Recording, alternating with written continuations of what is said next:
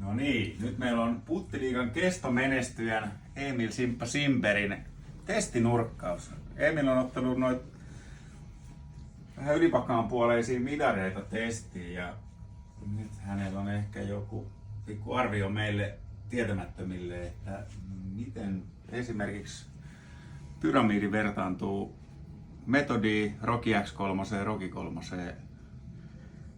Mitä Simperi on mieltä?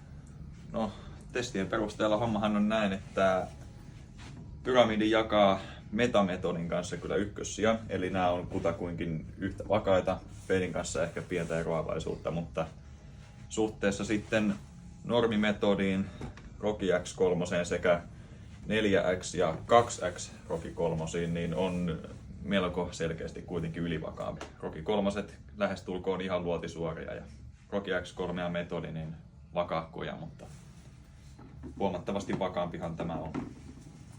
Eli mitäs nyt tätä sanois? Eli toi Proiskuksen uusi pyramidi niin on ihan jopa tuulessa luotettava ylivakaanpuolinen midari. Kyllä, voisin näin väittää, että kestää kyllä tultakin oikein hyvin.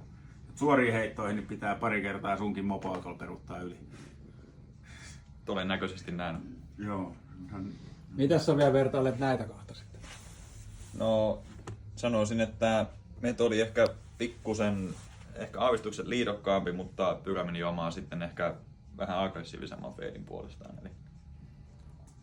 Ja tää kyllä paremmin kämmenelle ainakin omalla kohdalla soveltuu. Se on vähän matalempi ehkä. Se on vähän matalampi. Joo. Harkinnassa bagi. Voi jopa olla, että ehkä sinne löytyy. Oho. Nokialle terveisiä. Nuoriso Lahdesta hyväksyy Proiskuksen kiekkoja. Tuon ainakin. Tuon.